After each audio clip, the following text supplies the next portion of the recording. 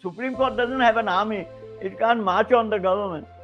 So now, how many debates are you to have, and between whom? And Parliament has also accepted the basic structure doctrine. Are you suggesting that when governments are powerful, and it can be any party, when governments are powerful, yes, the Collegium or the topmost judges of India are scared? Yeah. Are they scared? Yes, possibly. The one case that you have always been criticized for is Union Carbide, the Bhopal Gas Tragedy. That's right. And you say there's a chapter on that. There is a chapter on that in your memoirs. Do you regret to date having taken that case? Yes. In retrospect, yes. Just as one regrets a lot of things in one's life. Is that your biggest regret? Yes, perhaps it is. Court has to now consider not only the federal structure, it also has to consider why, without the consent of the state legislature, the assembly, it has been reduced from a state to a union territory. In fact, not only am I worried, at the beginning of the term of the present government, which is right in 2014, I had mentioned this, that we are merging into a Hindu state. Not a secular state, but we are now diverting into a Hindu Rashtra, a Hindu state.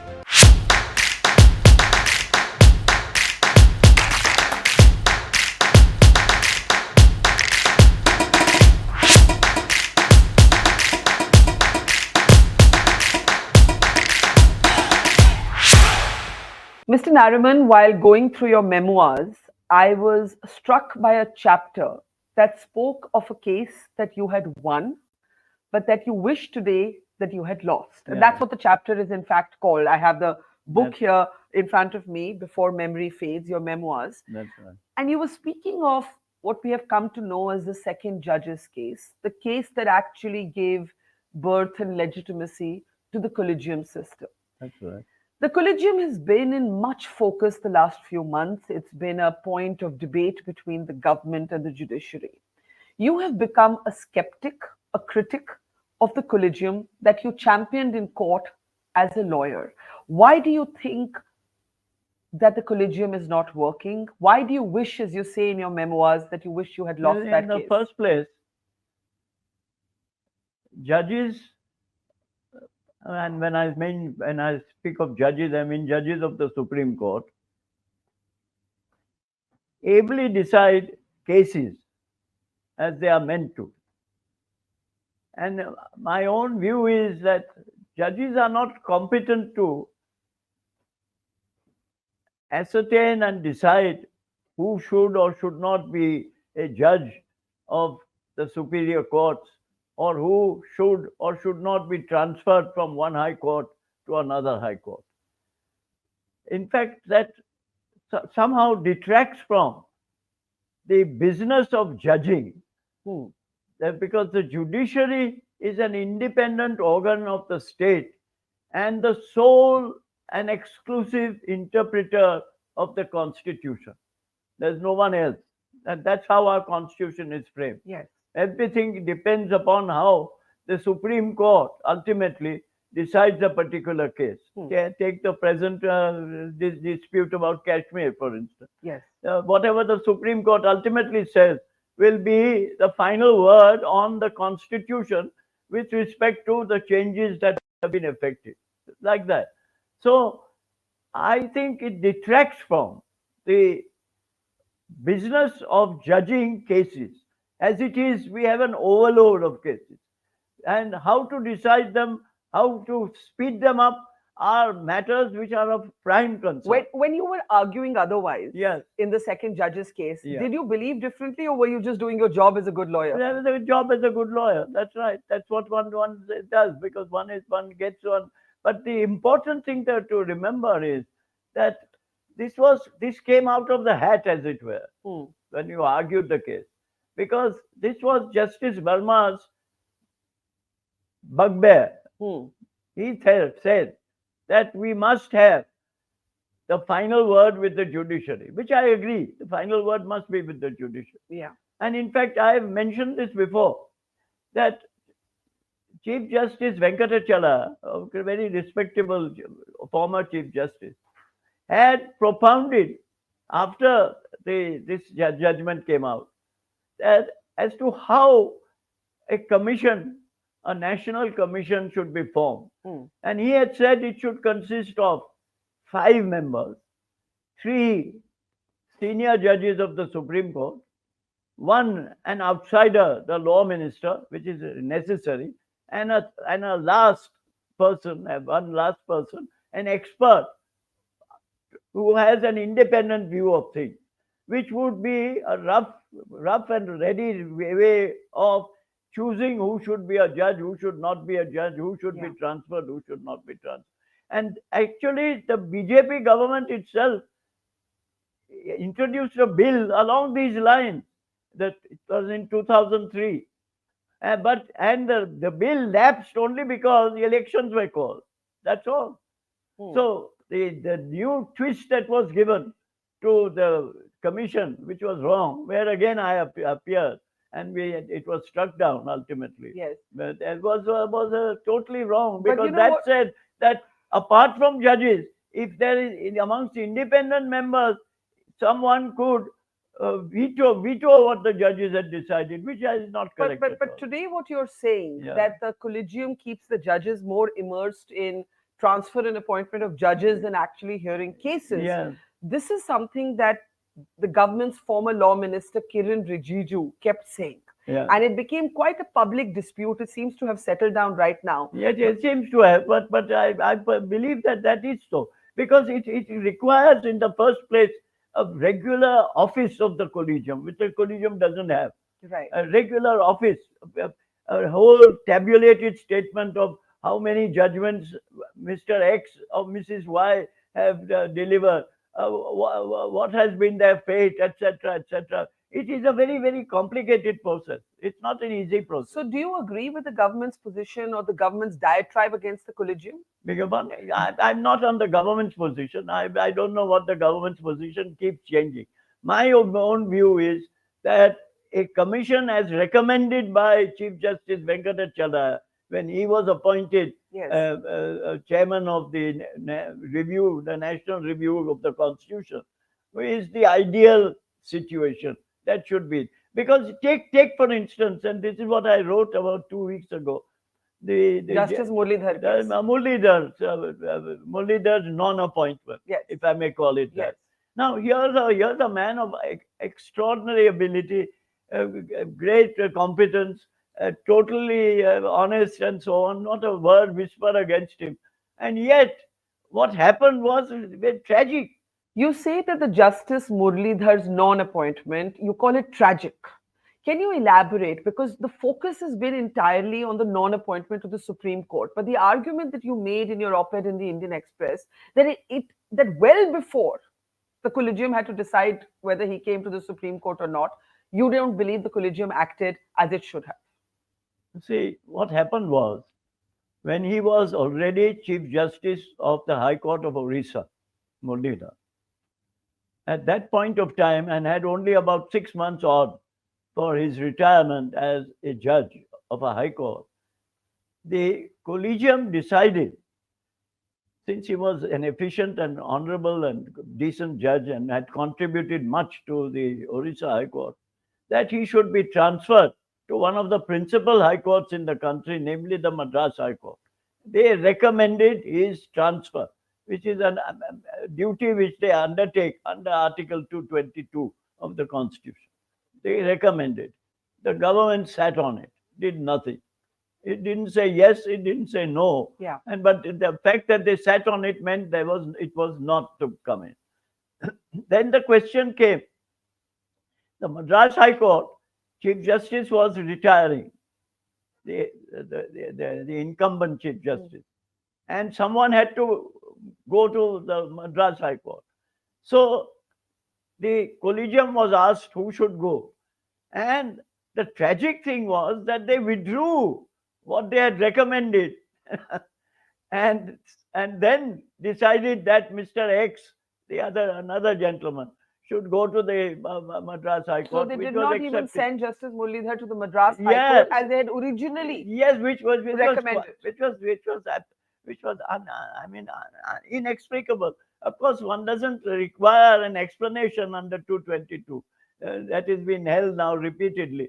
But that itself is a tragic thing, because if you don't have an office, you don't have an independent agency to deal with appointment, it becomes a big problem. The big defenders of the Collegium Yeah. make the point that it is an imperfect system, but Yeah. it is a better But then system. perfect it. Now, how? You see, the simple reason is insist upon what the bench in the 9 judges case had said originally, the original that constituted the collegium. Yeah. Namely, that within a stated time, if the government does not approve of the appointment, it is to be treated, their non-approval is to be treated as malafide. That's the judgment. But they don't follow that, because the Supreme Court doesn't have an army. It can't march on the government. So it has to depend upon persuasion about repeated attempts to do things. There is another case of a recommendation that the government has not responded to or not action, which is the case of Saurabh Kirpal. I don't know if you've been following that case. Yes. But again, the Collegium has in fact twice. Yes, recommended. And the fact that they don't appoint him is to be treated as malafide has never been pursued. No one has said that. So what does this suggest to you? Does this suggest to you It that suggests to me that there is a deficiency in the system as it works today, and therefore it should be tuned up. is the If you want to Collegium weak? retain the collegium system. Let me ask you this. Yeah. Do you believe the Collegium is weak, or do you believe that the Collegium has too much power within the judiciary? Which one is it? Because you've also spoken out. Sometimes one, sometimes the other. So it's it both. Depends. Yes, It's both. It's both. You see, very decent people, people who are deserving, etc., as compared to those who are appointed, are not appointed. Are not, what does the public feel? I mean, this is the problem. Therefore, it's far better to have a commission. But if you don't have a commission and want to retain this, then you must devise some method by which you establish your clout, as it were. The government, or rather the vice president, no less, has also been arguing or challenging the basic structure of the constitution, the basic structure doctrine, as it were, saying that there is no parliamentary legitimacy to this as a constitutional principle. But that's not correct. I mean, that again, you'll find there's an article of mine which will probably appear in a day or two, because somebody wrote an article that we must have a debate on the basic structure. On the basic structure. Now, quite frankly, there have been several debates, several decisions of ultimately bench of 9 judges of 2007, which takes the view that the basic structure doctrine is the correct doctrine.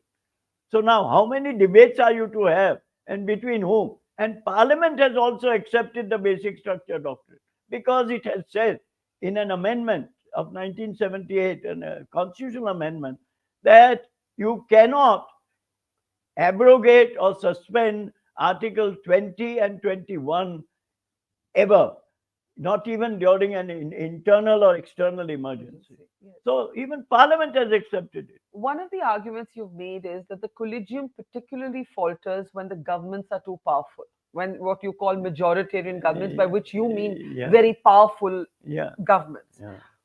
Elaborate on that. What do you mean by that? You see, said, God save us from majoritarian governments. Yeah, you see, this is, if you just trace the history of what happened during the first 10 years of 15 years of the Supreme Court, when the word used was consultation. Yes. And consultation didn't mean anything but consultation. It didn't mean concurrent. It is a matter of record that of the 500 odd instances that were in which the Chief Justice was asked to give his opinion as to who should be appointed a judge of the High Court or the Supreme Court, yes, in almost 99% of the cases, it was accepted. It was only in a rare 1 or 2 cases which were then ignored. But the experience that came after the first judge's case, which said that no, a reading of the Article 217 of the Constitution clearly shows that it doesn't mean the concurrence of the Chief Justice, it only means the consultation is required. Then the government indulged in asking number 3, number 4 of the Supreme Court for his opinion and preferring his opinion to that of the Chief Justice. Now that was subverting the whole scheme. So are you suggesting that when governments are powerful, and it can be any party, when governments are powerful, Yes, the Collegium or the topmost judges of India are scared? yeah. Are they scared? Yes, possibly. What are they scared of? I can't. What might they be scared of? I don't know. You're quite right. They shouldn't be. But you can see they were known in the emergency as the bandwagon judges. Yes. Yes, I could name them, but one doesn't like to name people now. Half of them are dead. So what's the use? They're bandwagon judges. They turned on the bandwagon. Oh, this is the great thing. This is government is magnificent, etc. Hoping for some benefits in retirement, etc. Because they do get these benefits. You can't exclude them. Let's talk about the emergency, since Yes. you've mentioned it. Yes. And it's a big part of your own personal journey. Yeah, that's right. You were ASG, law officer in the government, when Indira Gandhi declares emergency. And you quit from your post. And one of the self-deprecating things that you write in your book is that you told your wife, I wish I was Attorney General at this point, because maybe somebody would have then noticed the fact that I resigned. And you say the New York Times, because the media, of course, at that time was not standing up to power. The New York Times had a one-line mention of the fact that you had resigned in protest as ASG. You move out of your official residence and you actually go looking for a home. And if I'm not wrong, where we're sitting talking to you today, this is a home that became your home because you quit during the emergency. Can you take us back to that time and what you felt during Indira's emergency? Yes, you see, there was another problem, which today is a very important problem.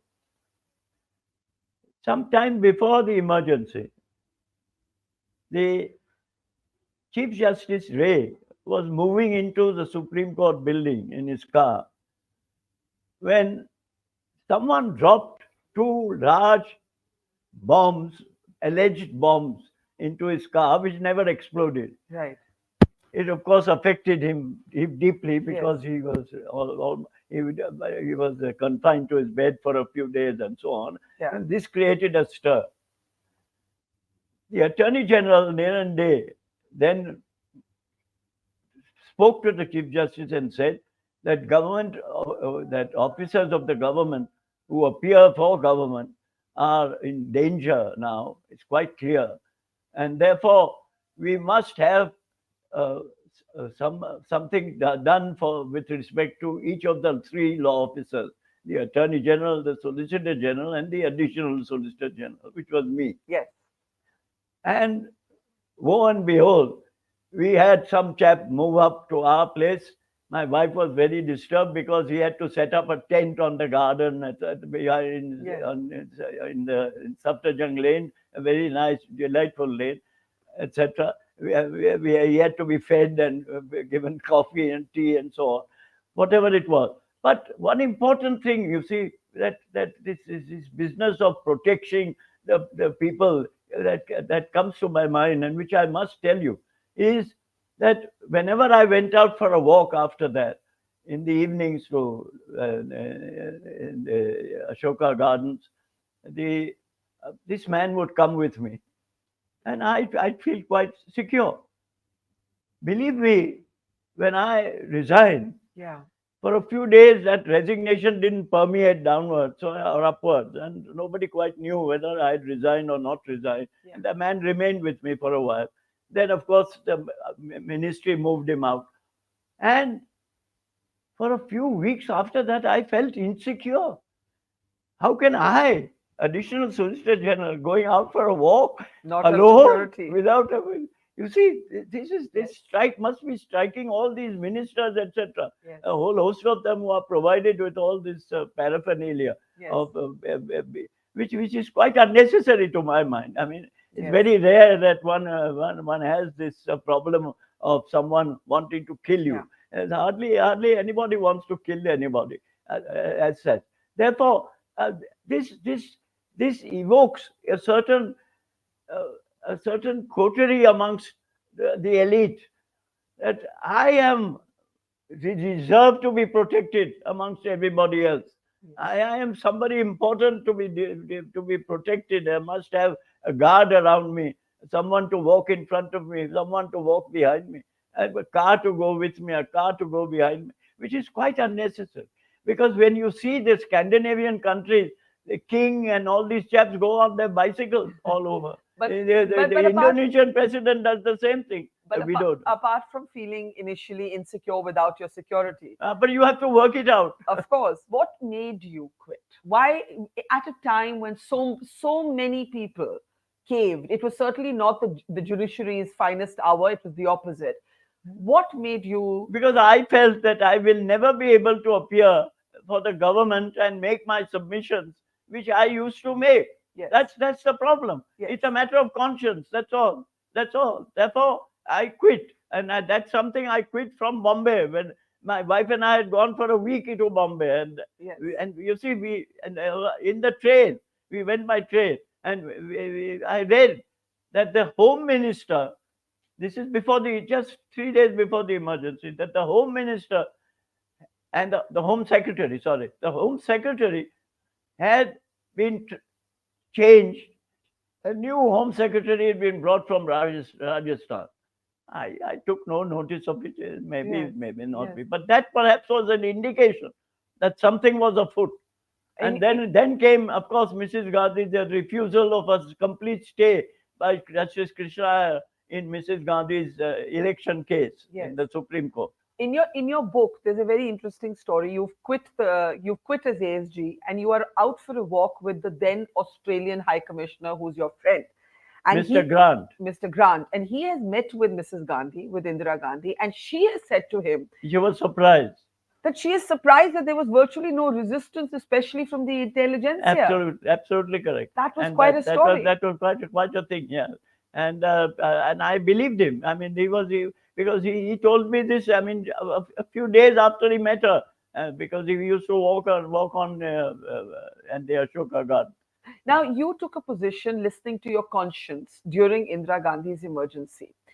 The one case that you have always been criticized for is Union Carbide, That's the right. Bhopal Gas Tragedy. That's right. And you say There's a chapter on that. there is a chapter on that in your memoirs. Do you regret to date having taken that case? Yes. In retrospect, yes. Just as one regrets a lot of things in one's life. Is that your biggest regret? Beg your pardon? Yes, perhaps it is. Perhaps it is. Perhaps it is. Because of all the things that took place, which is So my question is this, and this has always confused me as somebody who's not a lawyer. Right. Are there certain cases that a lawyer, an ethical Yes, lawyer, I think so. should refuse? Yes, I think so. You see, my example, I'll give you an example. Charkunde, who was a very great lawyer, in my Yes, opinion. yes. He was a judge in the Bombay High Court. I appeared before him several times on the Bombay High Court.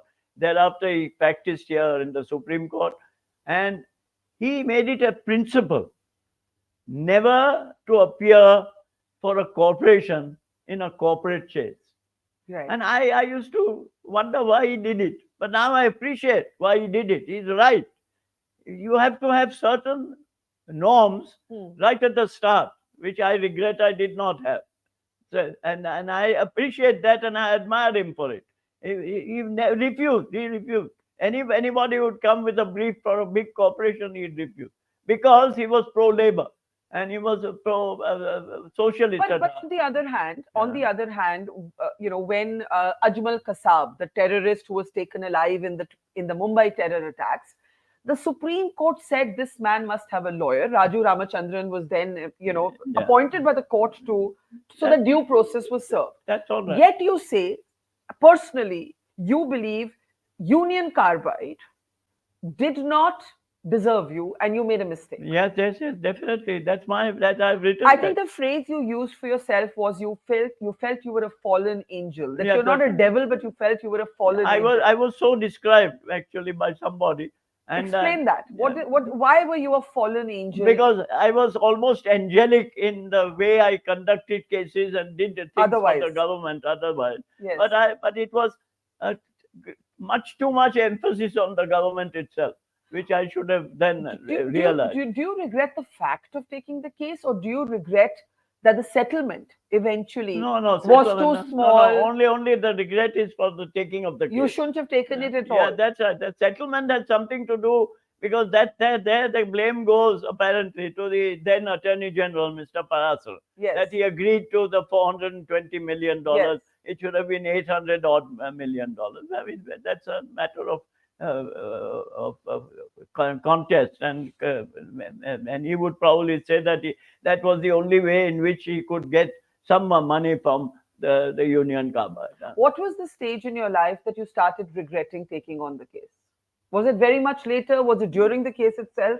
Oh no, very much later, because I was criticized, and that alerted me to the importance of that criticism. It's not as if you can be criticized. There's no harm in being. It was criticized. A criticism you agreed with. Beg your pardon? That ultimately agreed with. Yes, eventually agreed with. Yes. Now you. And one of the major critics was Upendra Bakshi. Yes. Yeah, who is a great dear friend of mine, and an outstanding advocate also, outstanding lawyer, outstanding professor, etc. Yeah, great. Let's talk about your stint in Parliament. There is a chapter on that in your memoir. That's great fun. Was it fun? Great fun. Was it as you'd imagined it to be? In the first year, I thought I'd do both things: go to court and then go to Parliament. But I found that this was not good for me, because I didn't get that same pleasure that I got much later. So after the first year of my nomination in Parliament, then I stuck to Parliament for the entire term and sacrificed my cases in court, etc. And I found it much more rewarding. What did you enjoy the most about it? Enjoyed most was that the chairman, Mr. Shekhawat, was vice president, was very fond of me for chap. He was always, and in fact, he recommended me for being a pro tem chairman. Yes. And I actually sat on his chair, which I felt very delighted over. And he had all these chaps who were speaking and so on. Now, that you have to do one thing well, otherwise not do it at all. Yes. And therefore, I took this very seriously, and I never regretted it. And I think that was one. I introduced a lot of bills which were not passed, of course, the private members' bills. But that was an exercise with which I was very delighted, and I have mentioned in this chapter that this was one thing which I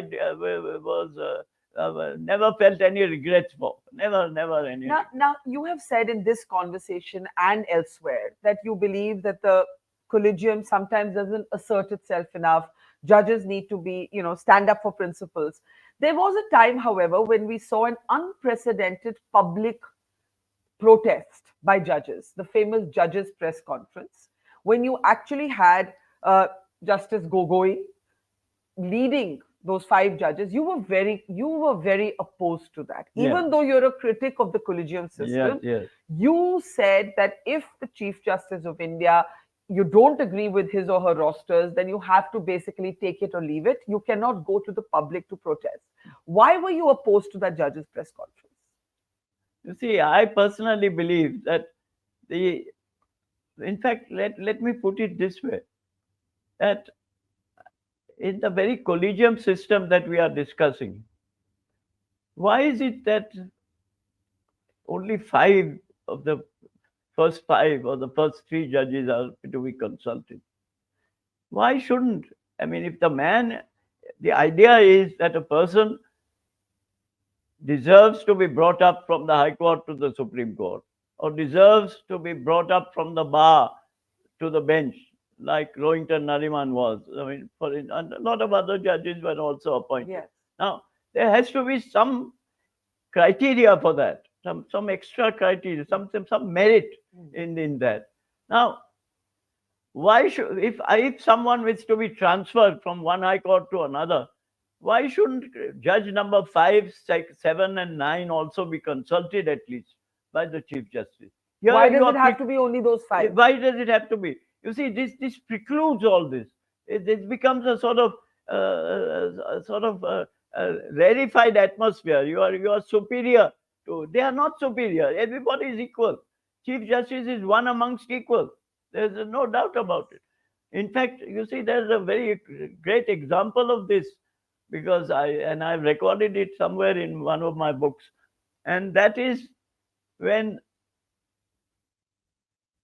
then Prime Minister Jawaharlal Nehru did not want to appoint the judge of the as Chief Justice, namely the man who was also the advisor to the Maharaja of Kashmir, Mr. Mahajan, Yes. Merchant Mahajan, very Yes. brilliant judge, as Chief Justice. He asked the one below him that he wanted to, in a way, supersede him and appoint that man. Now, what did this gentleman, Justice Mukherjee from Calcutta, say? He said, Prime Minister, if you choose to appoint me, not only will I resign, because you are not following the convention of the senior most in the court being appointed Chief Justice, but I will ask my other colleagues also whether they wouldn't resign with me. But contrast it with what happened when A.N. Ray was appointed Yes. as Chief Justice, was appointed Chief Justice when he was only number 4. I mean, I just can't imagine. That there again, he agreed to it and he didn't even discuss it with his other colleagues. Yeah. So Hidayatullah mentions it in his book. So are you concerned? You mentioned Kashmir, and I have a question about Kashmir. But before that, are you concerned about? There's big debate about how independent the judiciary is or able to be today. Are you concerned? Are there worrying signs? It's a something that affects everybody everywhere. Yes. Look at the criticism in America today. Of course. It's outstanding between Republican and Democrat. Yes. If you are a Republican, when everything is all right, or if you are a Democrat, everything is all right. If you are the other, it's not. I mean, that's a disaster. That's a polarized kind of thing, but it has its effect. But today, when you look at how the courts are functioning, you look at some of the judgments, you look at, especially at the lower court level, what concerns you the most today about the state of the judiciary? Is the delay. And that's something which is terrible. And I don't think we are able to tackle it for years and years and years. There has to be some, it has to be put on a war footing. The delay in disposals are chronic and catastrophic. And therefore, we should adopt or adapt all sorts of systems from everywhere. Now, take for instance, this happens when if you watch CNN, you'll find that somebody is accused of an offense. How does this offense come in? See, it's not that someone is taken into custody and questioned and then a charge is filed. No, the FBI or the CBI, etc., makes an investigation and ultimately makes an indictment.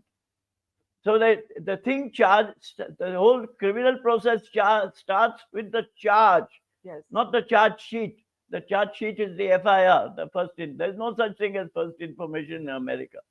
These are things we should pick up in our criminal law and deal with them because then you don't get this harassment.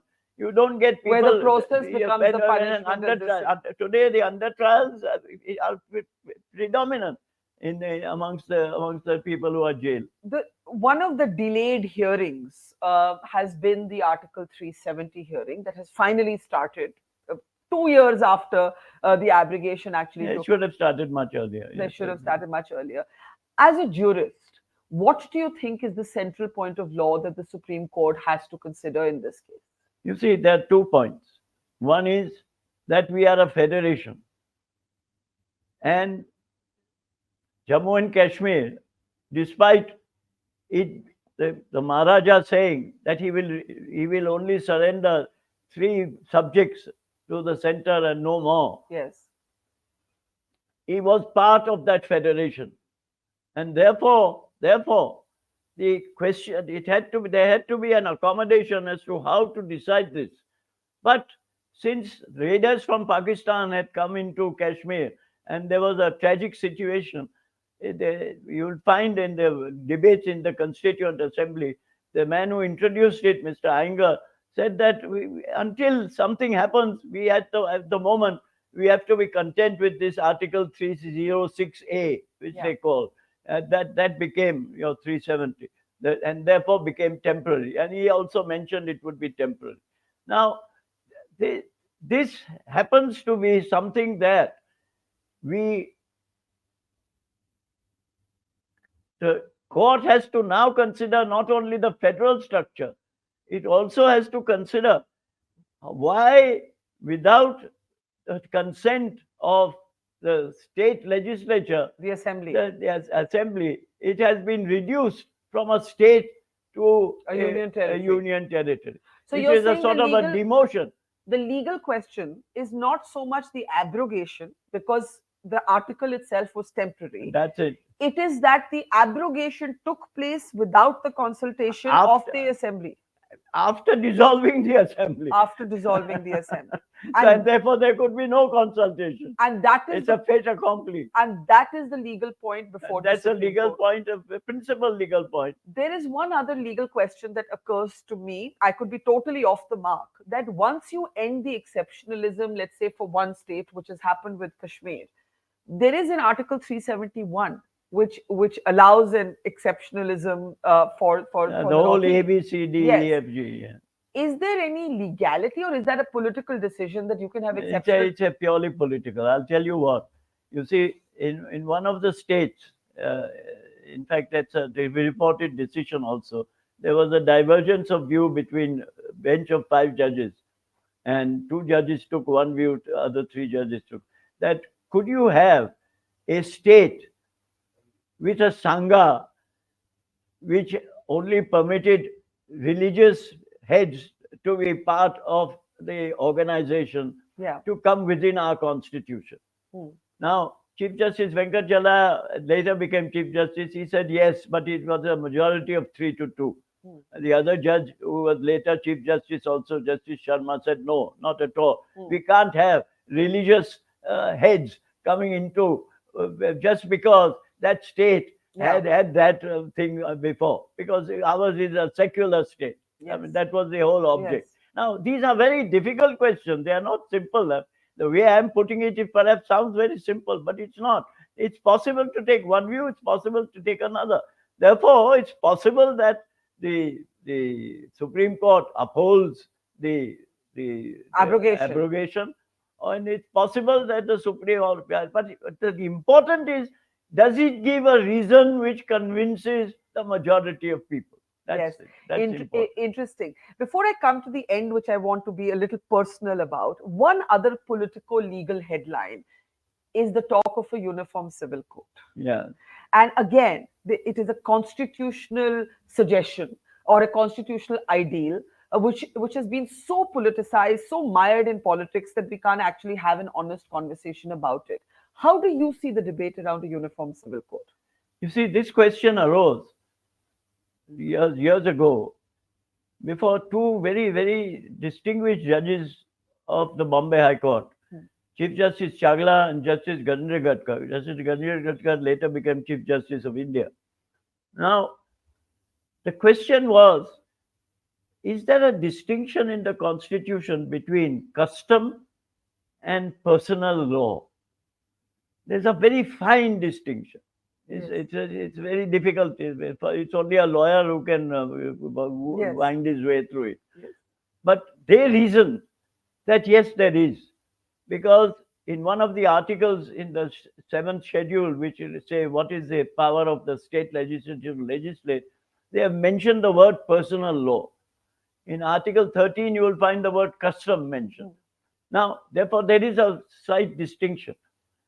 How one is to get married, should be the death ceremony, etc., etc. Should there be adoption or should there not? The Mohammedans are dead opposed to it, for instance. because the Prophet was opposed to it, and Yeah. so on. Now, these are questions which I think they have to come in time. They have to, as long as people, we must compliment the majority community, the Hindus, for having introduced part of the uniform civil code by codifying laws, by codifying laws. As a matter of fact, the person who really codified the Hindu law was a Parsi, Sir Dinsha Mullah, in his book, Hindu law, which was otherwise very confused. Yes. And he was able to codify and make a sort of as if he was enacting an act. and it was brilliant because he was one of the very great jurists of his time. He was a member of the Privy Council and so on. But this is a problem that arises, and I think each community has to adapt itself in our society. And that's why I am. Let me say, are you a proponent or are you opposing? I'm opposed to it. You are opposed to a uniform civil code because there are far too many complications in each little section of the community. So you'd much rather that the personal laws be codified, each community, if at all they are to be codified, because I recall that amongst Parsis, for instance, my macroscopic community, under the Indian Succession Act of 1925, and the old days, a daughter or a sister or a mother inherited only half of the property of the person who died intestate, that is without a will. Yes. Then a son or a father, etc. Now, that was very unfair. Why should a woman have half the share of a man?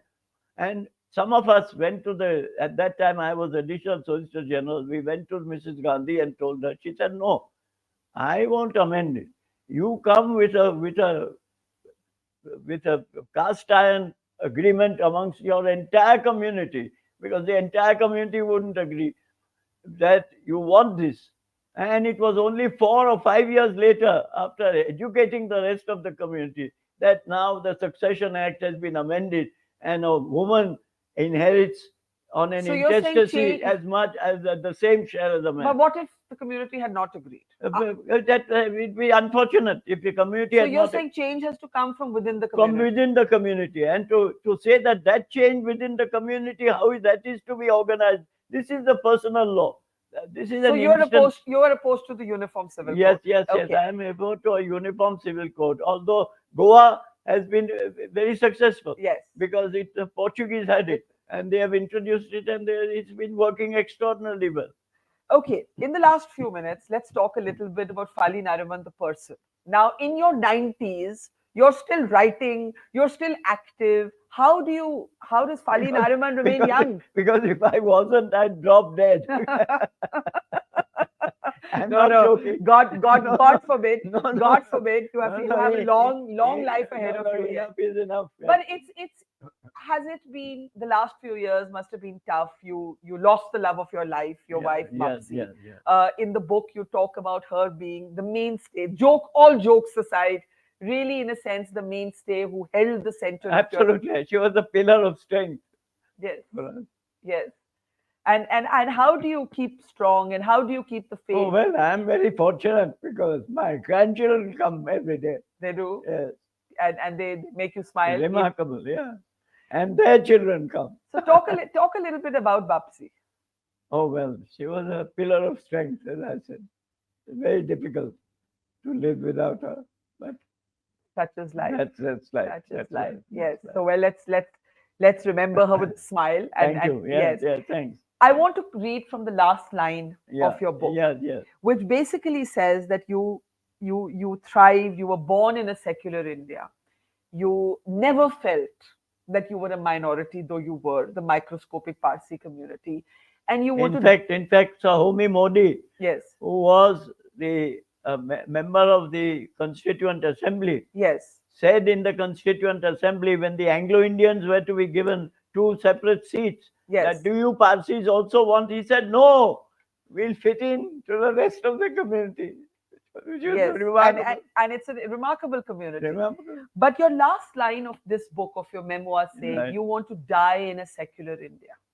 You talk about, this book was written a few years ago, and you were still worrying about whether, that was a deep wish of yours. You were worrying about sort of the rise of religious intolerance. Today, how do you feel about that line you wrote? You said, I maintain that. I maintain that. I don't take back a word of it. Absolutely correct. Because but for secular India, if we go into a religious India, we are in great trouble, great trouble, great trouble. Despite the fact that the majority community in India is Hindu. But you see, the Hindu religion is such an accommodating religion. It's a remarkable religion. It has accommodated everybody for centuries. And I don't see why it shouldn't do the same. are you worried today? I am. I am. I What- am worried. what- I'm worried. what worries you I'm the worried. most? I'm worried that everything is. In fact, not only am I worried, at the beginning of the term of the present government, which is right in 2014, I had mentioned this, that we are merging into a Hindu state, not a secular state, but we are now diverting into a Hindu Rashtra, Hindu state, which seems to be something which one section of people like, the other section of people do not. And I don't think that India is cut out that way. This is a very, very difficult You trouble. said this in 2014. Yes, we are and now in 2023. Yes, I maintain the same. I maintain the same, but I am afraid we are approaching that state very, very soon. Why do you think that's happening? There is an argument that Yes. that votaries of this idea say Yes. that for too long there's been a hypocrisy around this conversation. There are words like minority appeasement that are often That's used right. in our That's right. politics. That's right. So if you were having a debate with somebody, let's say a friend of yours was a votary of the Hindu state, saying, Yeah. so what's wrong with the idea? Yeah, I'm not saying yeah, this is no, my no, view. but What that- would you say? that you see, I would say that that's not the way India has cut out. Because look at the way India is. If you go back into history, we had become a Buddhist state, and perhaps it would have been better if we had remained a Buddhist state. But we haven't. We haven't. I mean, Yeah. that was a great great achievement of Adi Shankara.